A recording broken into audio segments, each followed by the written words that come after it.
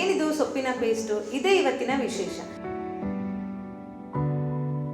ನೆಗಡಿ, ಕೆಮ್ಮು, ತಲೆಭಾರ ನಿಮಿಷದಲ್ಲೇ ಪರಿಹರಿಸಿ ಬಿಡುತ್ತೆ. ಇವಾಗ 2 ನಿಮಿಷ ಇದನ್ನ ಕುದಿಸ್ಕೊಳ್ಬೇಕು. ಈಗ ಹರ್ಬಲ್ ಕಾಫಿ ರೆಡಿ ಆಗಿದೆ, ಇದನ್ನ ಸೋಸ್ಕೊಳ್ಳೋಣ.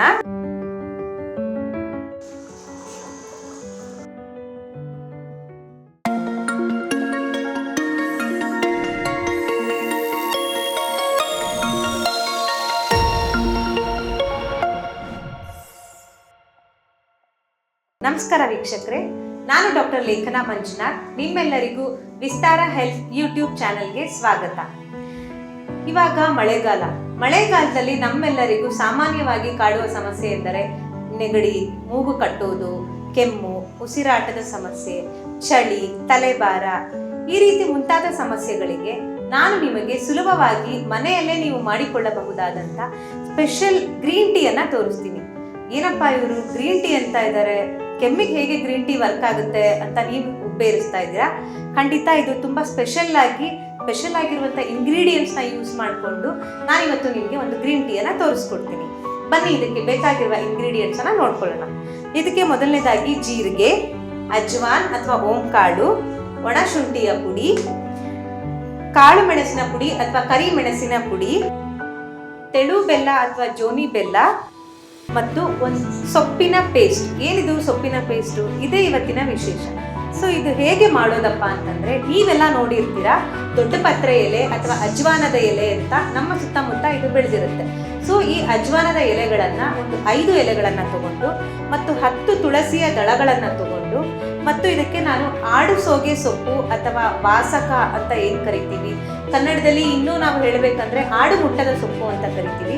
ಈ ಆಡು ಮುಟ್ಟದ ಸೊಪ್ಪನ್ನು 2 ಎಲೆಗಳನ್ನು ತಗೊಂಡು ಕಲ್ಕದ್ರವ್ಯ ಅಥವಾ ಪೇಸ್ಟನ್ನು ಮಾಡ್ಕೊಂಡಿದ್ದೀನಿ.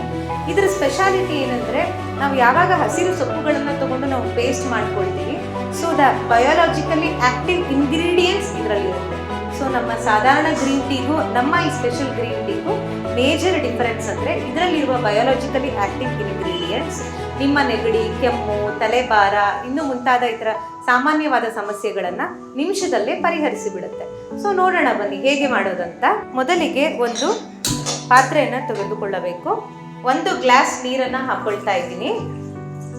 ನೀರು ಒಂದು ಕುದಿ ಬಂದ ತಕ್ಷಣವೇ ನಾನು ಈ ಬಯೋಲಾಜಿಕಲಿ ಆಕ್ಟಿವ್ ಇಂಗ್ರೀಡಿಯೆಂಟ್ಸ್ ಇರುವಂತಹ ಕಲ್ಕ ಅಥವಾ ಪೇಸ್ಟ್, ಸೊಪ್ಪುಗಳ ಪೇಸ್ಟನ್ನು ನಾನು ಹಾಕೊಳ್ತಾ ಇದ್ದೀನಿ. ಆ ನಂತರ ಅರ್ಧ ಚಮಚದಷ್ಟು ಜೀರಿಗೆಯನ್ನು ಹಾಕ್ತಾ ಇದ್ದೀನಿ. ಅರ್ಧ ಚಮಚದಷ್ಟು ಅಜ್ವಾನನ್ನು ಹಾಕೊಳ್ತಾ ಇದ್ದೀನಿ. ಅರ್ಧ ಚಮಚ ಕಾಳು ಮೆಣಸಿನ ಪುಡಿಯನ್ನು ಹಾಕೊಳ್ತಾ ಇದ್ದೀನಿ. ಅರ್ಧ ಚಮಚದಷ್ಟು ಒಣ ಶುಂಠಿಯ ಪುಡಿಯನ್ನು ಹಾಕೊಳ್ತಾ ಇದ್ದೀನಿ.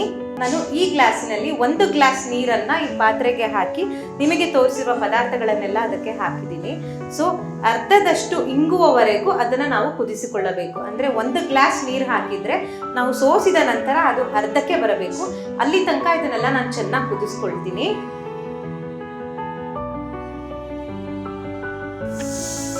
ಈಗ ನೀವು ನೋಡ್ತಾ ಇದ್ದೀರಾ ಕಷಾಯ ಚೆನ್ನಾಗಿ ಕುದೀತಾ ಇದೆ. ನಾನು ಇದನ್ನ ಇಟ್ಟು 10 ನಿಮಿಷ ಆಯಿತು. 10 ನಿಮಿಷಕ್ಕೆ ನಾನು ಹಾಕಿರುವ 1 ಗ್ಲಾಸ್ ನೀರು ಇಂಗಿ ಇವಾಗ ಅರ್ಧ ಗ್ಲಾಸ್ನಷ್ಟು ಬಂದಿದೆ.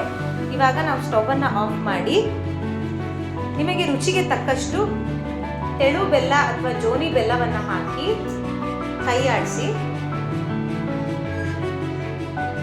ನಂತರ ಇದನ್ನ 1 ಗ್ಲಾಸ್ಗೆ ಸೋಸ್ಕೊಳ್ಳಿ. ಮಳೆಗಾಲದ ಚಳಿಗೆ ಶುಚಿಯಾಗಿ, ಬಿಸಿಯಾಗಿ ಮತ್ತು ಆರೋಗ್ಯಕರವಾಗಿರುವಂತಹ ನಮ್ಮ ಗ್ರೀನ್ ಟೀ ಈಗ ರೆಡಿಯಾಗಿದೆ. ಈ ಗ್ರೀನ್ ಟೀ ನಿಮಗೆ ಕಫಯುಕ್ತ ಕೆಮ್ಮು ಅಥವಾ ನಿಮಗೆ ಉಸಿರಾಟದ ಸಮಸ್ಯೆ, ಮೂಗು ಕಟ್ಟುವಿಕೆ ಮುಂತಾದ ತೊಂದರೆಗಳಿಗೆ ರಾಮಬಾಣವಾಗಿದೆ. ಇದೇ ರೀತಿಯಾಗಿ ಒಣ ಕೆಮ್ಮಿಗೆ ನಾನು ನಿಮಗೆ ಕಾಫಿ ಪೌಡರ್ನ ಯೂಸ್ ಮಾಡಿಕೊಂಡು ಹೇಗೆ ಕಷಾಯನ ಮಾಡ್ಕೋಬಹುದು ಅನ್ನೋದನ್ನ ತೋರಿಸ್ಕೊಡ್ತೀನಿ.